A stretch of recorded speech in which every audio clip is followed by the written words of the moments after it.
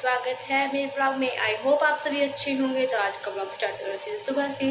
पहले मैं कमरे की डस्टिंग करूँगी, तो फिर चाय तो पी ली है, अब कमरे की डस्टिंग करती हूँ, फिर आपसे मिलती हूँ।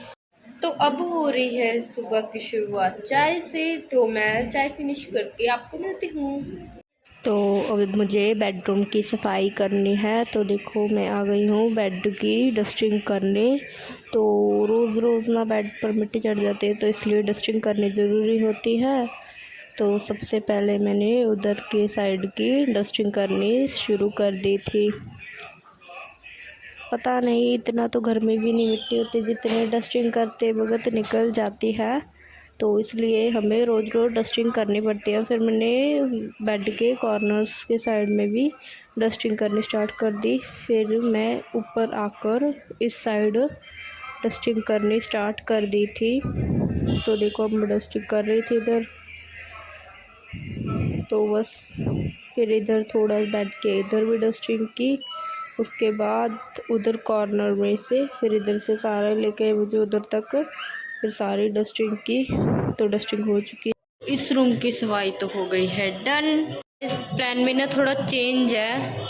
अब इस रूम की ना दिवाली की सफाई हुई नहीं थी, तो अब इस रूम की हम दिवाली की सफाई करने लगे। इस पूरे रूम को खाली करके फिर साफ़ करना पड़ेगा, तो अब फिर घर का काम तो लेट हो पाएगा। तो इस कमरे की सफाई स्टार्ट करते हैं। गाइस, बेडरूम की सारी सफाई हो चुकी है और घर की भी सारी कर दी है।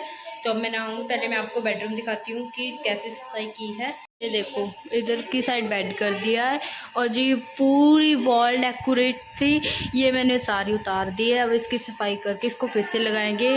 और मालिक को इधर सेट कर दिया, एसी भी साफ़ कर दिया है, पंखा भी कर दिया, और सारी वॉल्स भी साफ़ हो चुकी हैं। तो ये इसके पर्दे उतार दिए हैं, बाद में धोकर लगाने हैं। तो ये कमरा हो गया है डन। ये सब मैं नहाने जा रही हूँ, फिर आपसे मिलती हूँ। मैं नहा के आ चुकी हूँ, मैंने हेयर कॉम भी कर लिया है और बज गए हैं 3। तो अब मैं करूँगी रेस्ट। तो आज देखो मैंने लगाया है गोपी चंदन का तिलक, तो बताना कैसा लग रहा है। मैंने अपने हाथों से ही लगाया है, कोई स्टेंसिल से नहीं लगाया।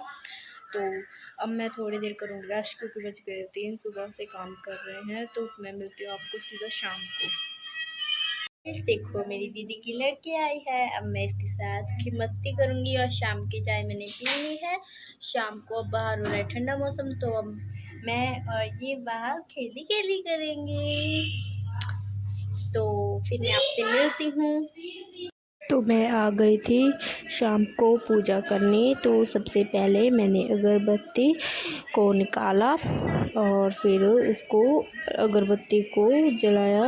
जलाने के बाद उसको 2 मिनट ऐसे रखना पड़ता है।